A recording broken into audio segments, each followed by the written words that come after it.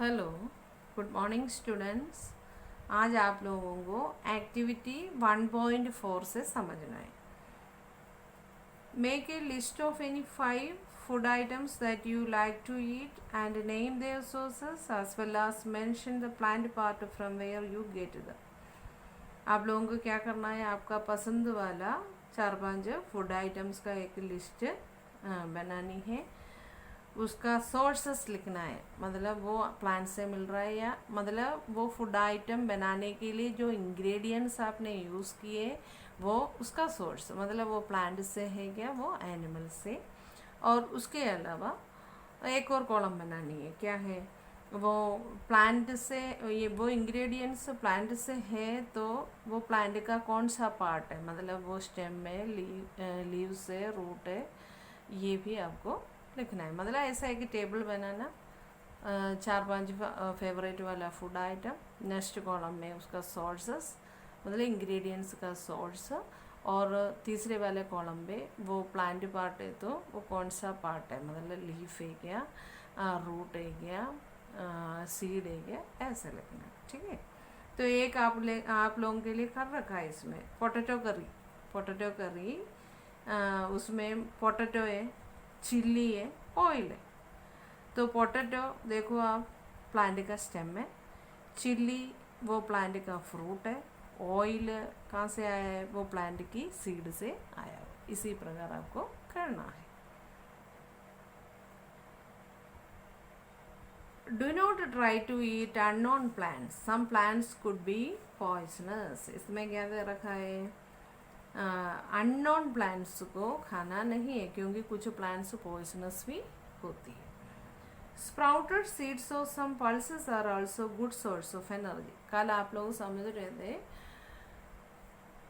Potato और जिरल से energy मिलता है अपन को, लेकिन स्प्राउटेड सीड्स और some pulses are also good source of energy. Sprouted seeds भी ये क्या देता है, एनर्जी देता है। स्प्राउटेड सीड्स मतलब क्या है, अंकुरित सीड है, उससे भी अपन को क्या मिलेगा, एनर्जी मिलेगा। एक्टिविटी 1.5 में आपको दे रखा है कैसे, देखो चित्र आप लोग कैसे ये स्प्राउटेड सीड्स बनाते हैं वो पढ़ेंगे। Dry seeds of moong and चना, है ना, ड्राई सीड लेना है, मूंग और चना का ड्राई सीड लेके एक दो कटोरी लेना है, उसमें एक में चना और एक में मूंग, और फिर उसमें पानी डालना है। ओवरनाइट उसको क्या करना है, भिगो देना है, और नेक्स्ट डे क्या करना पड़ेगा, सुबह पानी को निकाल के वो वेट वाला सीड को कॉटन कपड़े में कवर करके 18 to 24 आवर्स तक रखना है।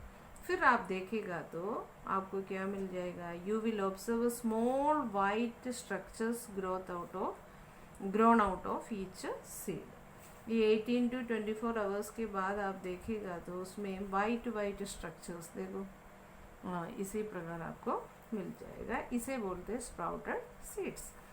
The seeds how sprouted, these sprouted seeds can be used as a food item. These are rich source of protein and roughage. इसमें ज़्यादा क्या रखते हैं, प्रोटीन और रफेज रहता है। अरे समझ में आपको कैसे स्प्राउटेड सीड्स को बनाते हैं। नेक्स्ट आपको पढ़ना है animal products as food.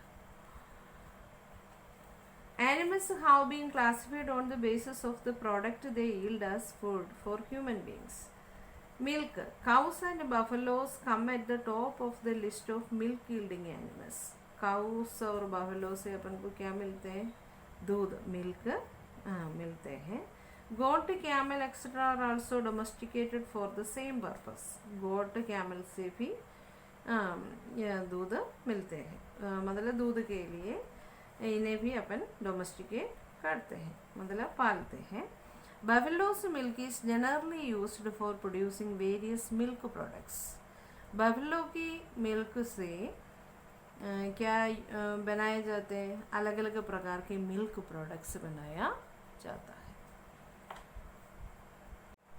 Meat of animals such as goat, chicken and fish is eaten by human beings. जो नॉन वेज होती है वो गोट, चिकन, फिश की मीट भी यूज़ में लिया जाता है, ये एनिमल प्रोडक्ट है. Eggs. The poultry birds provide both meat as well as eggs. Hen, duck, turkey, etc. are some poultry birds. Poultry birds से एग भी मिलता है और मीट भी मिलता है. डक, टर्की, hen ये सब कुछ पोल्ट्री बर्ड्स होते हैं. पोल्ट्री बर्ड्स मतलब जिनसे अपन को मीट और एग मिलता है. और marine food. A large number of people, especially living in coastal regions, fully depend on fish as their main food source. कुछ लोग example specially living in coastal region में रहने वाला लोगों का मेन सोर्स ऑफ फूड क्या होता है? फिश होता है. कोस्टल एरिया मतलब क्या होता है? सी की आसपास रहने वाले लोग है ना, सी और रिवर के आसपास जो लोग रहते हैं उनका मेन फूड क्या होता है? मतलब मेन फूड मतलब वो लोग फिश में डिपेंडेड है, fully depended on fish as their main food source. Prawns, shrimps and crabs also added to marine food source apart from a large number of fishes found in the seas and rivers. सी में से जो fish, prawn, shrimp, crab वगैरह मिलता है उन्हें marine food बोला जाता है. सी में से जो फूड जैसे फिश है, प्रॉन है, श्रिम्प है, क्रैब है और भी इन्हें मरीन फूड बोला जाता है. Rearing and management of fish on large scale is called pisciculture. Fish को पालने को क्या बोलते हैं? पिस्सीकल्चर बोला जाता है. लार्ज स्केल में फिश को रेयरिंग करने को पिस्सीकल्चर बोला जाते हैं. Food can be obtained even from insects से भी फूड मिलते हैं. Honey bee is an example of such insect which collects nectar from the flower and converts it into Honey. कौन सी इंसेक्ट में से मिलता है फूड? हनी बी से. हनी बी क्या करते हैं? फ्लावरों से नेक्टर कलेक्ट करके उसको हनी में बदल देते हैं. नेक्टर मतलब क्या होता है? फूलों में जो मीठा लिक्विड होते हैं उसको नेक्टर बोला जाता है. हनी भी नेक्टर को कलेक्ट करके क्या किस में बदला देते हैं? हनी में बदला देते हैं. Honey is used as food as medicine and for nourishment. It is also used as an antiseptic.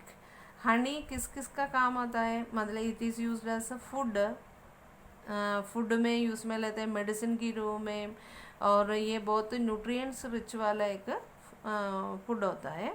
Antiseptic में भी ये काम में लेते हैं. जैसे कहीं जल गया तो क्या करता है इसको, अगर अपनी छोटे मोटे बर्न हो गया तो उसमें भी हनी लगा दिया जाता है. और apiculture. It is a process of rearing of honey bee. Honey bees को पालने को क्या बोलते हैं? लार्ज स्केल में हनी बीज को पालने को अपीकल्चर बोला जाता है. Whatever we eat comes either from the plants और फ्रॉम द एनिमल्स. अभी आप लोगों को समझ में आ गया होगा, जो भी फूड आइटम्स अपन बनाते हैं उसमें जो इंग्रेडिएंट्स होती है वो प्लांट से नहीं तो एनिमल से अपन को मिलता है. तो आज आप लोगों को समझ लिया एनिमल प्रोडक्ट्स के बारे में. कुछ एनिमल प्रोडक्ट्स भी अपनी फूड में मतलब कुछ एनिमल प्रोडक्ट्स से भी अपना फूड आइटम बनता है. समझ में आ गया? Milk, meat, egg, marine food, honey, ये सब एनिमल से मिलता है. समझ में आ गया आपको? ओके. आप लोग रीडिंग लगाना और जो असाइनमेंट्स आपको अभी तक जो दिए वो लर्न करना, और आगे जब आपको देगा वो अप टू डेट आप लोग काम करते रहना. ओके.